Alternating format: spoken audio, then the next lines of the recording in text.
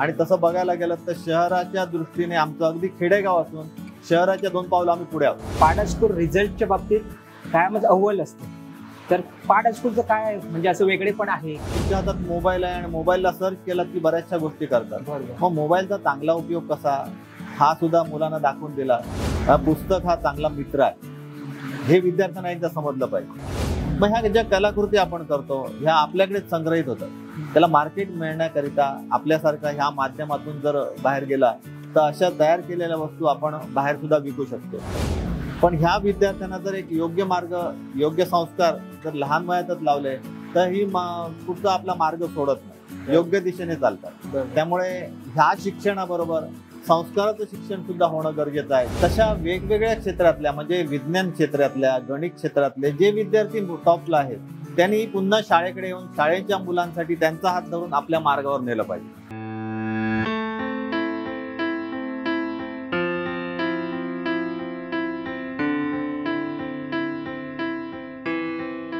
नमस्कार सर. नमस्कार. नमस्कार. तुमचं या पॉडकास्ट मध्ये स्वागत आहे.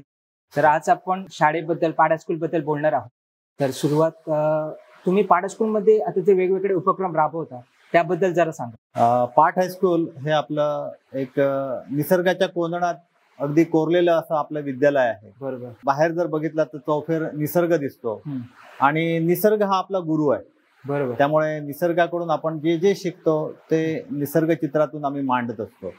या ठिकाणी SK पाटील शिक्षण प्रसारक मंडळ पाट आणि SL देसाई विद्यालय पाट मधील हे कला दालन ही सुंदर अशी जागा उपलब्ध करून दिली.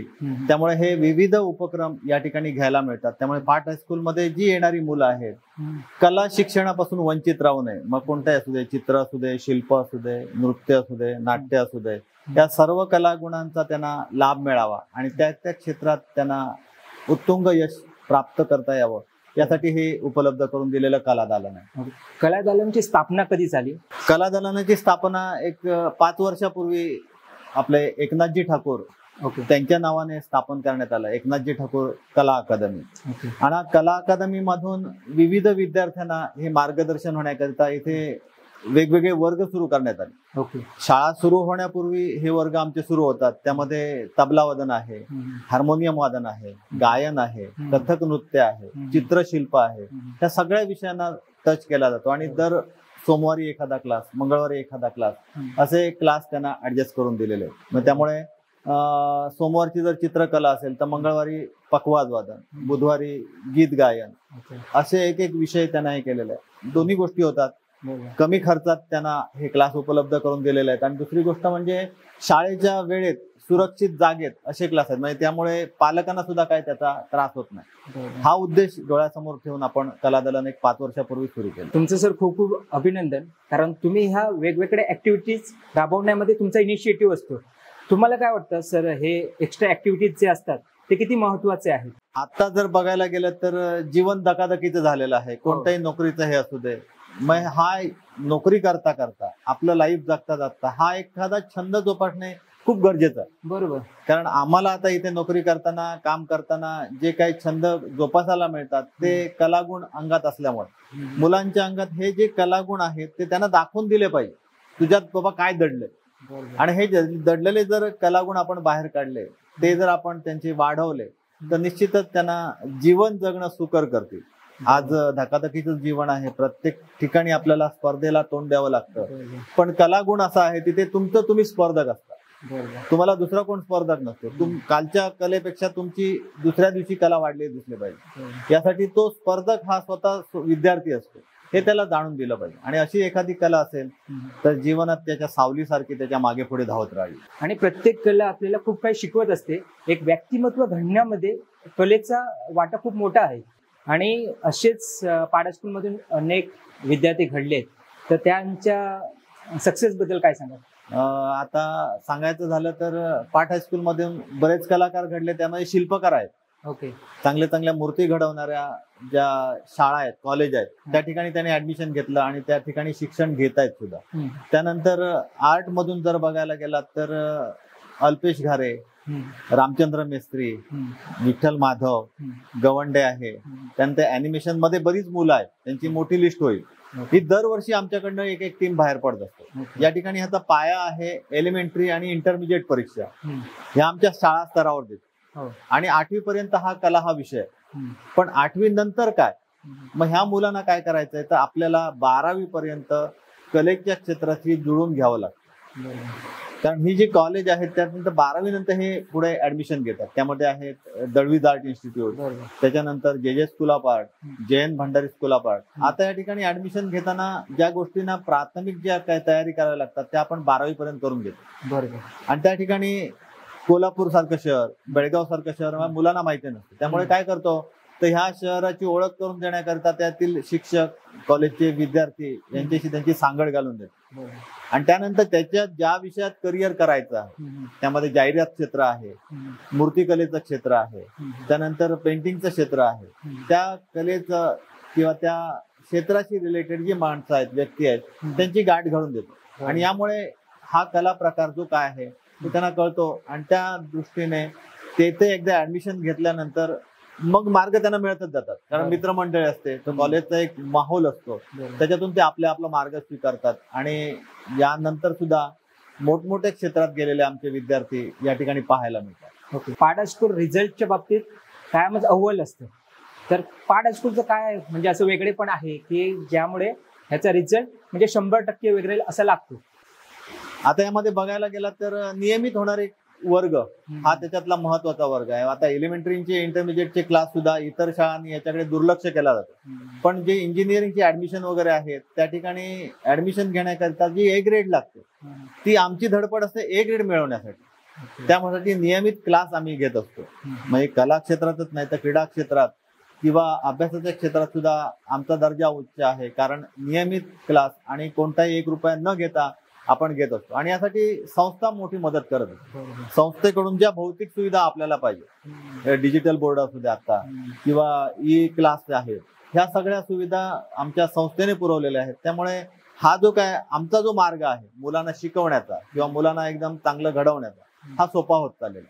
आणि तसं बघायला गेलं तर शहराच्या दृष्टीने आमचं अगदी खेडेगाव असून शहराच्या 2 पावलं आम्ही पुढे आहोत या कार्यक्रमाच्या बाबतीत किंवा या रिझल्टच्या बाबतीत. सर, तुम्हाला काय वाटतं की आता 12वी पर्यंत आपलं जे शिक्षण असतं ते आपल्याला माहिती आहे की 10वीतून 11वी जायचंय, 11वीतून 12वी जायचंय. 12वी झाल्यानंतर मुलांना प्रश्न पडतो की आता पुढे काय करायचं. ओके, तर ते करिअर गायडन्स जे आहे ते मुलांना जर आधीच मिळालं तर त्यांना पुढचं प्लॅनिंग करणं सोपं होतं. की त्यांना कळतं की मला आता हे करायचं असेल तर त्याआधी ह्याची तयारी केली पाहिजे. त्या दृष्टीने शाळा लेवलला किंवा तुम्ही काय प्रयत्न करता? जसा माझ्याकडे हा कला विषय आहे तसा स्पर्धा परीक्षा पण विषय माझ्याकडे दिलेला आहे. ओके. त्यामुळे स्पर्धा परीक्षेविषयी जे जे जे आपल्याला इथे करता येईल ते आपण करून घेतो. यामध्ये आता जे MPSC पास झालेले जे काही विद्यार्थी आहेत किंवा त्या ठिकाणी स्पर्धे परीक्षेत भाग घेतलेले विद्यार्थी आहेत त्यांचं मार्गदर्शन घेतो. ओके. त्यानंतर जे सत्यवंत रेडकर किंवा त्या असे लेक्चर देणारे आहेत या स्पर्धा परीक्षेवर त्यांच्यासाठी या ठिकाणी निमंत्रित केलं जातं आणि संस्थेमार्फत हा सगळा खर्च उचलला जातो. मग त्यांना आणून त्यांच्यासमोर हुशार विद्यार्थी बसून त्यांना हे मार्गदर्शन केलं जातं. त्यानंतर मोटिवेशनल असे काही व्हिडिओ आहेत, हे व्हिडिओ सुद्धा आम्ही मुलांना दाखवतो जेणेकरून त्यांना पुढची मार्ग काय, दिशा काय ही कळली पाहिजे. कारण कला शाखा, विज्ञान शाखा आणि कॉमर्स शाखा ह्या 3च शाखा आपल्याला आपण शिक्षण घेताना माहिती होत्या. बाकीच्या ह्या शाखा माहितीच नव्हत्या. पण आज अशी अवस्था झाली आहे तुमच्या हातात मोबाईल आहे आणि मोबाईलला सर्च केलं की बऱ्याचशा गोष्टी करतात. मग मोबाईलचा चांगला उपयोग कसा हा सुद्धा मुलांना दाखवून दिला तर ते आपला मार्ग चांगल्या प्रकारे निवडू शकतात. कारण ह्या ज्या गोष्टी आहेत व्यक्त होण्यासाठी शिक्षक हा चांगला मार्ग आहे. कारण घरात वडिलांसमोर व्यक्त होत नाही इतके ते शिक्षकांसमोर व्यक्त होतात.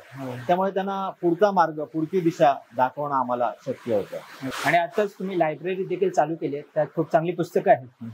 मुलांनी ती जर वाचली तर त्यांना खूप गोष्टी शिकायला मिळतील. हा जो वाचनाचा छंद आहे हा वाचनातून आपली प्रगती होते. म्हणजे मोठमोठ्यांची चरित्र वाचता येतात किंवा एखादा शोध लागला तर त्याचं मागचं कारण काय हे त्या पुस्तकामध्ये डिटेल मिळतं. आणि हे जे आहे हे मुलांपर्यंत पोहोचणं गरजेचं आहे. हा पुस्तक हा चांगला मित्र आहे हे विद्यार्थ्यांना एकदा समजलं पाहिजे. पुस्तकं चाळता आली पाहिजे. आता यासाठी काय करतो, वाचन संस्कृती वाढण्याकरिता आम्ही प्रदर्शन लावतो. वर्षातून 1-2 प्रदर्शन अशी लावतो की ते पुस्तकं चाळतात.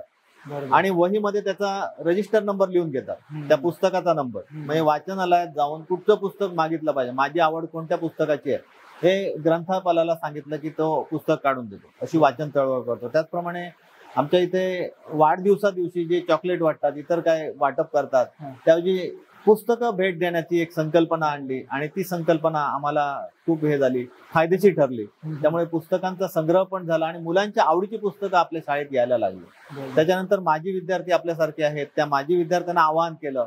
त्याच्यातून तर पुस्तकं बऱ्याच प्रकारे जमा झालेली आहेत आणि त्याचा उपयोग आमच्या सर्व विद्यार्थ्यांना, शिक्षकांना या ठिकाणी होतो.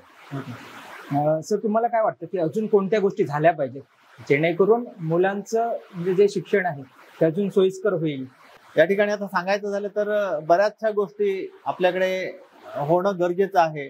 त्यामध्ये बघायला गेलं तर हे जे चित्राचं प्रदर्शन असतं, आता कलेच्या दृष्टीतून मी बोलतो, चित्राचं प्रदर्शन असतं तर छोटे छोटे कमी खर्चात आपण चांगली कलाकृती तयार करू शकतो. बरोबर. पण ह्या कलाकृती विक्रीसाठी किंवा कलाकृती घेणारे जे आहेत हे पण आपण तसे शोधले असते तर अर्थार्जन चांगलं होईल विद्यार्थी दशेत. बरोबर बरोबर. मग त्यांचं विक्रीचं केंद्र थोडक्यात आता हे जे चित्र काढलेले आहेत ही काही फ्लेक्सवर काढलेली आहेत. फ्लेक्सची मागची बाजू आहे, कॅनव्हास हा खर्चिक होतो खूप. बरोबर. मग फ्लेक्सची मागची बाजू पांढरा शुभ्र असतो, त्यावर ॲक्रेलिक कलर छान दिसतात. त्याच्यानंतर अगदी साधे साधे न्यूजपेपर आहेत, त्या न्यूजपेपरवर पण पेंटिंग, म्हणजे विकतच साहित्य खूप घेतलं पाहिजे असं नाही. मग न्यूजपेपरवर सुद्धा आपण एक चांगली कलाकृती तयार करू शकतो. किंवा हे टाकाऊ ज्या काही वस्तू आहेत त्या सुद्धा पासून चांगली कलाकृती तयार करू शकतो. मग ह्या ज्या कलाकृती आपण करतो ह्या आपल्याकडेच संग्रहित होतात. त्याला मार्केट मिळण्याकरिता आपल्यासारखा ह्या माध्यमातून जर बाहेर गेला तर अशा तयार केलेल्या वस्तू आपण बाहेर सुद्धा विकू शकतो. म्हणजे मुलांना कळणार की ह्या आपल्या कलेला काय किंमत आहे. बरोबर. आणि त्यांना एक प्रोत्साहन मिळेल, प्रोत्साहन की बाबा मी कलेला काहीतरी म्हणजे किंमत देखील मिळते, ते अजून करतील ते. कारण मी बघितलं कलादालयांमध्ये खूप छान छान अशी चित्र आहेत जे मुलांनी काढली आहेत. सर, आता तुम्ही एवढी वर्ष तुम्ही टीचिंग करताय, शिकवताय मुलांना, तुम्हाला एवढ्या वर्षांमध्ये विद्यार्थ्यांमध्ये काय फरक जाणवला? हा जो काय आता जो काय चाललेला पिढीचा खेळ आहे त्यामध्ये मोबाईल मध्ये मुलांचा जास्त वेळ जातो. मग हा जो मोबाईलचा आहे तो सदुपयोग त्यांना सांगणं गरजेचं आहे. मग मुलांमध्ये आपल्या त्यावेळीची मुलं आणि आताची मुलं यामध्ये बराच फरक झाला, कारण भौतिक सुविधा वाढल्या आहेत. नैतिक ज्या काही गोष्टी आहेत त्यामधून नैतिकता अनैतिकता काय ह्या गोष्टी कळल्या पाहिजे. म्हणजे कॉलेजला ऍडमिशन घेतल्यानंतर ही मुलं आपण स्वतःच निर्णय घेत असतात, त्यांच्यावर ताबा नसतो, त्यामुळे काही वाईट कृत्य घडताना दिसतात. पण ह्या विद्यार्थ्यांना जर एक योग्य मार्ग, योग्य संस्कार जर लहान वयातच लावले तर ही पुढचा आपला मार्ग सोडत नाही, योग्य दिशेने चालतात. त्यामुळे ह्या शिक्षणाबरोबर संस्काराचं शिक्षण सुद्धा होणं गरजेचं आहे, जेणेकरून बाहेर गेल्यानंतर, शहरात शिकायला गेल्यानंतर त्यांची पावलं वाईट दिशेला ओढणार नाही. आणि ह्याचा फायदा पालकांना होईल, शाळेला होईल आणि त्या संपूर्ण जीवनासाठी, त्याच्या घडण्यासाठी होईल. त्यामुळे हा महत्वाचा मुद्दा आहे की संस्कार सुद्धा घडणं आणि त्या संस्कार घडवणाऱ्या शाळा निर्माण होणं गरजेचं आहे. बरोबर. आणि सर, तुमचे पुढचे प्लॅन्स काय आहेत? म्हणजे शाळा लेवलला अजून कोणत्या गोष्टी तुम्हाला आहेत ज्या वाटतंय केल्या पाहिजेत किंवा तुमचं करायचं प्लॅनिंग आहे? आता या ठिकाणी हे जे कलाकार आहेत, आमच्याकडे तबल्याचे क्लास घेतले जातात, हार्मोनियमचे क्लास घेतले जातात, नृत्याचे क्लास घेतले जातात. ह्याचा एक सुंदर संच बांधून जे काही कार्यक्रम एक सादरीकरण करतात, 2 तासाचा शो, 3 तासाचा शो, असा शो चांगल्या प्रकारे त्यामध्ये चित्र पण असणार, नृत्य पण असणार, गायन पण असणार, वादन पण असणार, असा एक सुंदर शो आपल्या पाठ हायस्कूलचा सगळीकडे कार्यक्रमामधून पाहायला मिळेल. हा लोकांपर्यंत पोहोचण्याचा एक सुंदर मार्ग आहे. आणि हा चांगल्या प्रकारे ही जी टीम आहे तयार झालेली ती प्रेक्षकांपर्यंत घेऊन जाऊन त्यांचं कला लोकांपर्यंत सादर करण्याचा आमचा पुढचा मानस आहे. आणि निश्चित तो संस्था, विद्यार्थी, आमचे सहकारी, सर्व शिक्षक यांच्या माध्यमातून आम्ही पूर्ण करू. ह्या गोष्टीमध्ये जे माजी विद्यार्थी आहेत, जसं आता आपण अभिनय क्षेत्रात वावरताय आणि अभिनयाच्या क्षेत्रात जी आवड असणारी मुलं आहेत ती मुलं आपल्यापर्यंत आहेत, त्यांच्यापर्यंत अभिनय कसा आहे चांगला पोहोचतो त्याच्यासाठी आज कार्यशाळा अरेंज केली. तशा वेगवेगळ्या क्षेत्रातल्या, म्हणजे विज्ञान क्षेत्रातल्या, गणित क्षेत्रातले जे विद्यार्थी टॉपला आहेत त्यांनी पुन्हा शाळेकडे येऊन शाळेच्या मुलांसाठी त्यांचा हात धरून आपल्या मार्गावर नेलं पाहिजे. बरोबर. आणि ते जर झालं तर तो आपल्यासाठी सोन्याचा दिवस असणार, कारण ही पिढी घडवण्यासाठी. कारण एवढ्या आतमध्ये असणारी शाळा शिक्षणाच्या दृष्टीने, कलेच्या दृष्टीने, क्रीडेच्या दृष्टीने एवढी मोठी वाढते आहे. त्याचं सर्व हे क्षेत्र, सर्व श्रेय संस्था, विद्यालय, त्यातील सर्व मार्गदर्शक ह्या सर्वांना जातात. बरोबर. आणि इकडच्या विद्यार्थ्यांमध्ये ते पोटेन्शियल आहे, त्यांना कुठेतरी मार्गदर्शन मिळालं पाहिजे आणि प्लॅटफॉर्म मिळाला पाहिजे, ते नक्कीच यशस्वी होतील. माझं सर्व माजी विद्यार्थ्यांना आव्हान आहे की तुम्ही ज्या पण क्षेत्रात असाल, तुम्ही या शाळेमध्ये तुम्ही तिथपर्यंत कसे पोहोचलात ते आताच्या विद्यार्थ्यांना सांगा. कारण काही चुका आहेत ना, ते आम्ही शाळेच्या लेवलला असताना केले की आम्हाला माहिती नव्हतं किंवा आम्ही ते ठरवलं नव्हतं की काय केलं पाहिजे वगैरे. तर आताच ते मुलांना मार्गदर्शन मिळालं ना, ते आतापासून ती तयारी करतील. आता सांगायचं झालं तर माझं ऍडमिशन जेव्हा आर्ट कॉलेजला गेलो, त्या आर्ट कॉलेजला 2 महिने जवळजवळ हेऱ्याझाऱ्या घालत होतो ऍडमिशनसाठी. एवढं ऍडमिशनची टफ असायची, कारण A ग्रेड पाहिजे, त्याला अमुक पैसे भरले पाहिजेत, राहायचं कुठे, जेवणाचं काय, हे सगळे प्रश्न असतात.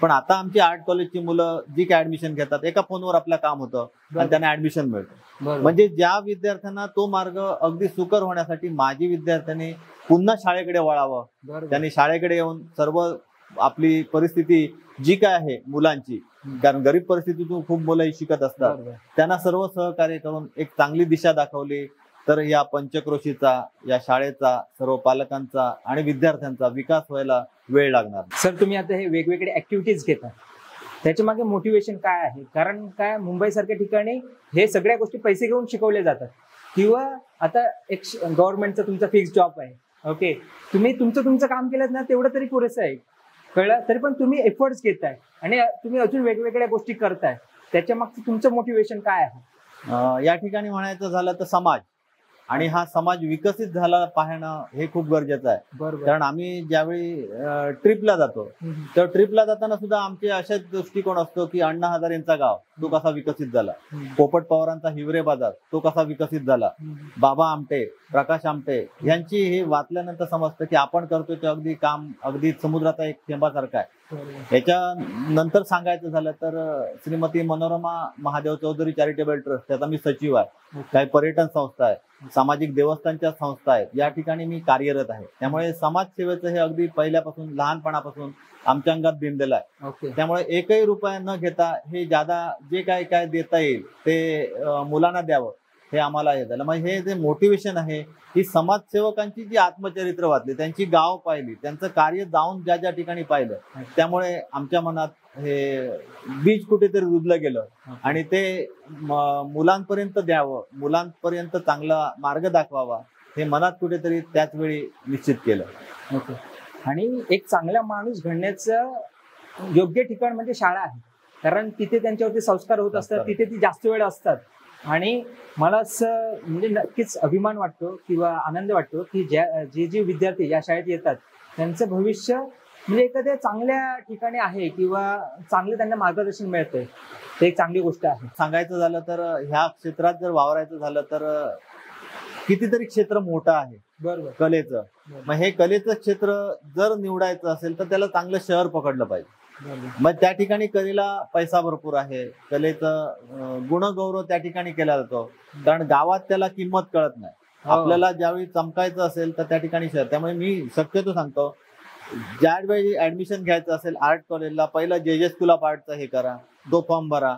तिथे जर नाही मिळालं तर मग आमचे इतर बऱ्याच ठिकाणी आपल्याकडे सुविधा आहेत ज्या ठिकाणी कला शिक्षण मिळू शकतं. पण पहिलं ते मी देतो जे स्कूल ऑफ आर्टचा रेफरन्स देतो, त्या ठिकाणी प्रयत्न करा. कारण जे स्कूल ऑफ आर्टचा पासआउट विद्यार्थी म्हटल्यानंतर जो काही शिक्का बसतो तो सगळ्या आपल्या कला क्षेत्रातला मोठा शिक्का असतो. त्यामुळे माझं प्रत्येक वेळी असतं की तुम्ही ऍडमिशनला प्रयत्न करा पूर्वी जे स्कूल ऑफ आर्टसाठी. धन्यवाद सर, तुम्ही वेळ दिलात. तुम्ही नेहमीच धडपडत असता की नवीन नवीन गोष्टी केल्या पाहिजेत किंवा नवीन उपक्रम झाले पाहिजेत शाळेसाठी, त्याबद्दल तुमचे अभिनंदन. आणि मला अभिमान आहे की मी पाट हायस्कूलचा विद्यार्थी आहे, कारण पाट हायस्कूलमध्ये जे शिक्षण दिलं जातं ना, ते खरंच म्हणजे त्यावेळी त्याची किंमत एवढी कळायची नाही, पण आता ज्यावेळी आम्ही बाहेर जातो, जे शिक्षणाचं बाजारीकरण झालंय, तर ते पाट स्कूलमध्ये असताना कधीच म्हणजे जाणवलं नाही किंवा ते कधी झालं नाही. तर ते एक म्हणजे खरं तर ते पाट हायस्कूलच्या यशाचं ते एक रहस्य आहे असं मला वाटतं. त्यामुळे आम्हाला देखील वाटतं की शाळेचं आमच्यावरती खूप ऋण आहेत, ते आपण कोणत्या ना कोणत्या वेळेने ते फेडले पाहिजेत असं.